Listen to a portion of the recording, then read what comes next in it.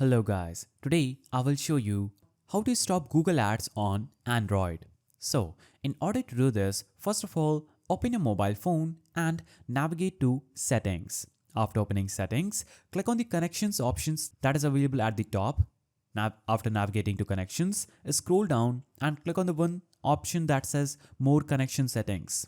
After clicking on this option, you will see this page. Here, you'll have Printing, VPN, Private DNS and Ethernet option.